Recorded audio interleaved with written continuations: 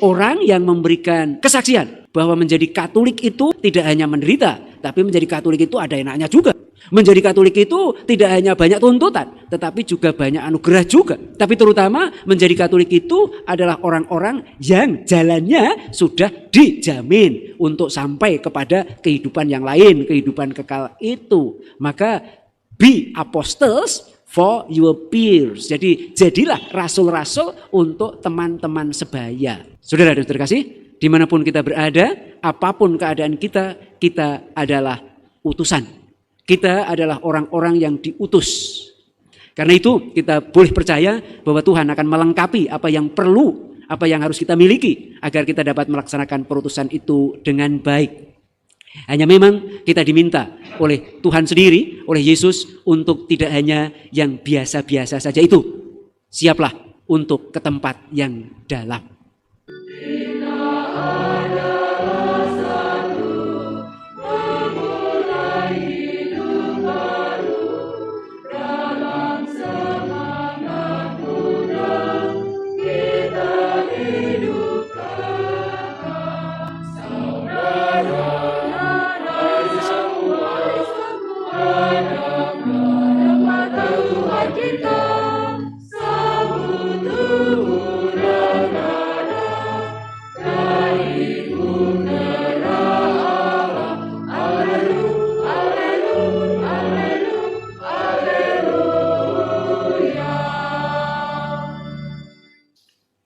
Dalam nama Bapa dan Putera dan Roh Kudus.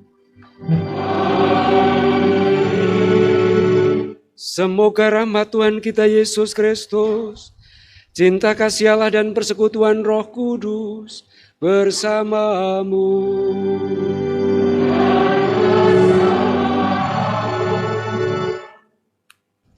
Saudara dan saudara terkasih, kenyataan bahwa kita lahir, hidup di suatu tempat, dan tinggal dalam kalangan tertentu merupakan salah satu cara Tuhan menegaskan bahwa kita adalah seorang utusan. Disitulah kita harus hidup dan berkarya sebagai seorang utusan, seorang yang harus berwarta dan memberikan kesaksian bahwa kita percaya kepada Allah, kita percaya kepada Yesus Kristus yang telah bangkit dari mati. Kita siapkan hati kita akui segala kekurangan dan kelemahan kita mohon pengampunan dosa kita kepada Tuhan sehingga kita layak bersatu dalam perayaan iman, dalam perayaan syukur, dan juga dalam perayaan penyelamatan ini. Saudara-saudari dan juga anak-anak yang terkasih, berkenaan dengan utusan dulu tahun 70, tahun 80-an ketika saya mulai di Bogor masih sangat banyak misionaris asing di Indonesia. Suster, bruder, pastor masih sangat banyak. Sekarang sudah mulai tidak ada. Justru sekarang suster-suster khususnya para bruder dan pastor Indonesia yang pergi ke luar sana. Tidak bermaksud memuji teman-teman mereka itu juga. Pergi siap untuk kemana saja. Dan betapa kalau bertemu dengan mereka, khususnya pada hari Minggu seperti ini, saya suka pergi ke kebun raya dan sekedar untuk mempraktekkan bahasa Inggris saya yang minim itu dengan mereka itu, karena hanya 2 kalimat yang biasa kami hafal. Where are you from? Dan kemudian yang satunya adalah what is your religion? Jadi agamamu apa? Dan kami atau saya sendiri mendapatkan jawaban yang luar biasa karena mereka dengan senang hati dan dengan bangga mereka berkata, I am Christian, I am Catholic. Wah, itu kebanggaan itu tampak dalam wajah mereka. Itu dulu. Sekarang sudah hampir tidak ada sama sekali.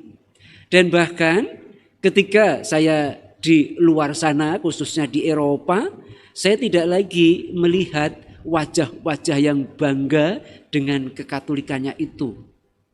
Malahan lebih memprihatinkan lagi karena mereka sudah tidak lagi gembira dan bangga sebagai orang Katolik. Maka saya sekarang hampir tidak pernah berani bertanya pada orang Barat itu, kecuali terpaksa karena mereka penyelidikan kanonik di gereja ini. Sehingga itu pun saya dengan hati-hati, maaf saudara, bukan karena apa-apa, tetapi karena berkenaan dengan perkawinan ini, maka saya bertanya kepada Anda, what is your religion? Agamamu apa? Ternyata jawaban mereka seringkali bukan dengan kata-kata, tetapi umumnya didahului dengan gestur tubuhnya begini. Dalam hatiku ini minta ditendang apa-apa gitu ya. Tapi memang jawabnya begini-begini ini. Seolah dia mau mengatakan ya tidak penting gitu. Dan kemudian bahkan pernah karena pasangannya itu calonnya itu adalah orang Indonesia, dia yang justru menjawab dengan gayanya yang sangat medok tapi bagus. He is an atheist. Wow. Dia ateis. Tapi ternyata dikatakan itu pun dia tidak marah. Terus kemudian dia tambah sendiri, I have no religion. Saya tidak punya agama. Jadi mereka tidak bangga lagi sebagai orang Katolik itu. Dan bahkan akhir-akhir ini, sebenarnya sudah beberapa tahun yang lalu, terdengar kabar bahwa cukup banyak orang di Eropa sana, khususnya ya, mereka datang ke paroki dan minta agar namanya dicoret sebagai orang Katolik. Karena menjadi Katolik itu adalah beban. Harus membayar pajak, satu. Dua, bahwa dengan menjadi Katolik berarti mereka tidak bisa bebas untuk melakukan apapun yang mereka kehendaki. Singkatnya, saudara dan saudara kasih, ketika mereka tidak lagi bangga sebagai orang Katolik, sepertinya tidak mungkin mereka menjalani perutusan itu. Karena perutusan itu berarti berwarta tentang imannya, memberi kesaksian tentang imannya. Orang yang tidak bangga sebagai, supaya mudah dimengerti, sebagai seorang suster, contohnya, jangan pastor, suster. Jadi orang yang tidak bangga bahwa dirinya seorang suster, pasti dia tidak akan mau untuk pergi kemanapun juga. Dia tidak akan siap untuk diutus kemanapun juga. Bahkan hidupnya tiap hari pun pasti tampangnya akan sedih. Sudah sedih, apalagi kalau mereka itu ya, sudah sedih, tambah memang jelek gitu kan. Sudah menjengkelkan kan itu. Jadi pasti tidak akan berwarta. Tapi beda. Umumnya pastor, kalau pastor ya, beda. Umumnya kalau pastor itu beda. Dia akan berwarta karena dia bangga sebagai pastor. Jadi bangga pasti. Jadi wajahnya juga umumnya gembira gitu ya, wajahnya. Jadi itu yang ingin saya katakan kepada Anda dan juga seringkali sebenarnya saya katakan kepada mereka. Bagaimana orang-orang ingin menjadi suster kalau wajahmu saja menunjukkan kepedihan luar biasa. Tidak menunjukkan keramahan, tidak menunjukkan kegembiraan, apalagi enak loh jadi suster gitu loh. Jadi ya pasti tidak akan berwarta begitu. Saudara dan saudara kasih, memang benar salah satu ciri atau satu hal yang membuat kita siap berwarta kalau kita bangga terhadap iman kita. Kita gembira terhadap iman kita. Dan itu yang terjadi pada diri Yesaya. Kenapa dia yang semula sebenarnya merasa bahwa saya ini tidak termasuk kalangan yang baik-baik ini. Saya termasuk kalangan yang tidak baik. Saya mempunyai bibir dalam arti sebenarnya kesulitan, kesukaran dalam berkomunikasi, dalam berbicara. Sehingga saya tidak pantas, saya tidak mungkin berwarta tentang iman kepada Tuhan itu. Nyatanya dia akhirnya sampai kepada keyakinan Oh, tenang saja. Pasti kalau Tuhan mengutus saya, dia juga akan membuat saya, ya melengkapi saya dengan berbagai hal yang perlu. Maka dibawakan bara, kemudian menyentuh bibirnya, dan kemudian ia dapat berbicara dengan baik. Itu juga yang terjadi pada Saulus yang bertobat menjadi Paulus. Dia karena bangga sebagai orang yang beriman kepada Yesus, walaupun sebelumnya dia adalah orang yang berkata menganiaya Yesus dan kemudian berbuat jahat kepada orang-orang yang percaya kepada Yesus, tapi dia akhirnya menjadi bangga. Bahkan kebanggaannya sampai berkata, saya ternyata juga sebenarnya tidak beda dengan para rasul itu. Sampai tingkat tertentu dia berani berkata juga dengan penuh keyakinan diri, saya sebenarnya bekerja lebih keras daripada mereka itu. Walaupun tentu saja menjadi utusan itu banyak hal yang harus dialami dan semuanya penderitaan. Yesaya nanti juga banyak mengalami penderitaan itu, penolakan itu, penganiayaan. Begitu juga Saulus yang berubah nama jadi Paulus itu. Tapi dia tetap bangga. Dan bahkan dengan karena dia bangga sebagai orang yang percaya kepada Yesus Kristus, jadi tidak berhenti pada Yesus Kristus, percaya kepada Yesus Kristus yang bangkit, ia akhirnya berwarta kemana-mana. Enak loh jadi Katolik itu, enak loh orang percaya kepada Yesus Kristus itu. Karena selain kita akan disertai dalam kehidupan ini, kita juga dipercaya untuk mengambil bagian dalam karyanya, bahkan dijadikan utusan itu. Dia bangga berwarta, maka dia wanti-wanti juga, hei saudara dan saudari, Anda sudah saya wartai, saya sudah beri warta mengenai Yesus yang bangkit itu. Banggalah dengan itu, kecuali Anda percaya tapi sia-sia, kata Paulus. Kemudian juga itu yang terjadi pada para rasul. Petrus dan teman-temannya akhirnya siap menjadi utusan karena mereka pertama-tama bangga, gembira karena mereka itu dipilih Tuhan sebagai utusan. Dan dari mana awal kebanggaan itu? Dia takjub, dia heran. Ternyata kalau hidup bersama Tuhan itu, ternyata kalau percaya kepada Tuhan itu banyak hal yang sepertinya tidak mungkin tapi bisa terjadi. Hanya memang tentu saja kenyataan bahwa mereka dapat menangkap ikan lebih banyak, bahkan sangat banyak, itu karena juga mereka siap, khususnya Petrus, untuk menebarkan jala ke yang lebih dalam. Artinya tidak mau hanya seperti itu saja, yang dilakukan itu saja, tetapi siap untuk lebih dalam. Jadi mereka siap menjadi utusan itu. Yesaya dengan gembira dan percaya diri, inilah aku, utuslah aku. Dan itu sungguh masih terasa, masih kelihatan, tentu saja lagi-lagi tidak bermaksud memuji. Suster-suster itu saya kadang-kadang kagum. Terpaksa saya memuji. Apalagi setelah kaul begitu ya, mereka itu langsung siap. Suster, saya siap diutus kemanapun. Maka tidak heran kalau sekarang ada yang di Maroko, ada yang di Jepang, ada yang di Polandia. Padahal dipikir-pikir mereka itu apa orang pinter-pinter? Enggak sih. Apakah mereka itu tidak stres? Sering stres. Apalagi soal berbahasa gitu ya. Itu salah satunya yang berat. Dan jangan dikira bahwa kehidupannya itu lebih baik daripada Indonesia. Kagak lah ya. Jadi kehidupannya lebih buruk. Tapi mereka siap. Bahkan berkata, suster saya siap untuk kemanapun saya pergi. Wah, diutus. Edan kan. Dan itu juga terjadi. Tapi kalau pastor tidak banyak. Ada juga pastor-pastor yang siap, kalaupun sudah tua, kalaupun saya sudah mulai renta, saya siap ditempatkan di mana saja gitu. Sedikit lelucon, saya dengan Monsinyur Tri yang sekarang di Purwokerto itu, dulu kan menjadi sama-sama staf keuskupan. Ayo kita galakkan, para pastor itu harus siap diutus kemanapun juga. Toh kita nanti gak akan diutus karena kita udah tua. Tapi nasib dia lebih tragis. Ternyata harus diutus ke Purwokerto umpamanya gitu loh.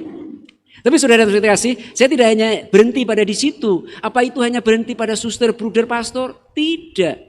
Setiap umat pun, karena sudah pasti Anda itu lahir, pasti Anda tidak menginginkannya. Anda tinggal di suatu tempat, pasti tidak sepenuhnya keputusan Anda. Anda hidup di kalangan orang tertentu, itu juga bukan semuanya Anda kehendaki. Saya meyakini bahwa memang Anda diutus di tempat itu. Anda statusnya adalah utusan di tempat itu. Dan memang namanya utusan harus berwarta dalam keadaan tertentu yang sudah ada di situ. Dan disitulah Anda harus berwarta, terutama tentang iman Anda. Anda harus memberikan kesaksian tentang iman Anda, terutama kesaksian mengenai Allah itu kehidupan. Yesus itu bangkit dari mati. Kehidupan tidak hanya selesai di sini. Anda diharapkan, bahkan sudah terkasih, Konsili Vatikan kedua dan hingga sekarang tetap saja ditekankan bahwa sungguh-sungguh dan memang terutama adalah hak dan kewajiban umat awam untuk berwarta di tempat-tempat yang para pastor, suster, bruder tidak mungkin melakukannya. Jadi Anda punya hak dan kewajiban, tugas perutusan yang sangat berat. Contohnya mudah saja. Kalau saya sebagai pastor kemudian tiba-tiba tinggal di daerah terpencil menjadi Cigudeg sana, semua orang curiga pasti. Apalagi suster berjubah terus. Jangan-jangan terus dilihat terus, ini orang-orang ini mau apa ini? Dicurigai. Tetapi kalau Anda yang tinggal di sana, tidak ada orang yang curiga. Dan ternyata saya akan berkata kepada Anda, gereja kita bertambah umatnya sangat banyak. Gereja kita mulai bahkan mendirikan berbagai paroki. Awalnya adalah Anda tinggal di suatu tempat, Anda dengan hidup Anda dan karya Anda memberikan kesaksian sebagai orang Katolik. Kemudian di kanan kiri banyak orang kemudian tertarik kepada Anda, akhirnya dibaptis, akhirnya terjadi paroki-paroki yang baru. Berarti Andalah orang-orang yang merupakan utusan itu. Dimanapun Anda berada, di tempat bekerja, di tempat Anda hidup. Dan kalau saya menyebut awam, itu saya juga langsung berpikir dalam benak saya, Anda kaum muda juga awam. Maka Anda ditekankan oleh Bapak Paus sendiri, jadilah rasul-rasul terutama bagi teman sebaya. Anak-anak juga, bahkan anak kecil sekalipun sudah harus melaksanakan misi itu. Orang yang memberikan kesaksian bahwa menjadi Katolik itu tidak hanya menderita, tapi menjadi Katolik itu ada enaknya juga. Menjadi Katolik itu tidak hanya banyak tuntutan, tetapi juga banyak anugerah juga. Tapi terutama menjadi Katolik itu adalah orang-orang yang jalannya sudah dijamin untuk sampai kepada kehidupan yang lain, kehidupan kekal itu. Maka be apostles for your peers. Jadi jadilah rasul-rasul untuk teman-teman sebaya. Saudara dan saudara kasih, dimanapun kita berada, apapun keadaan kita, kita adalah utusan. Kita adalah orang-orang yang diutus. Karena itu kita boleh percaya bahwa Tuhan akan melengkapi apa yang perlu, apa yang harus kita miliki agar kita dapat melaksanakan perutusan itu dengan baik. Hanya memang kita diminta oleh Tuhan sendiri, oleh Yesus untuk tidak hanya yang biasa-biasa saja itu.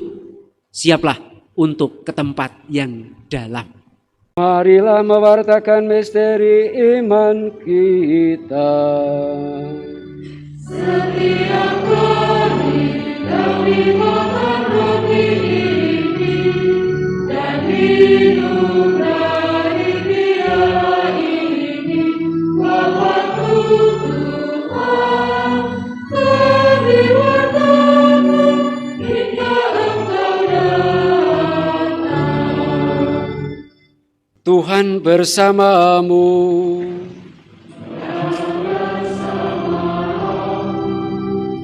Semogalah Yang Maha Kuasa memberkati saudara dan saudari, Bapa dan Putera dan Roh Kudus. Pergilah, perayaan Ekaristi sudah selesai.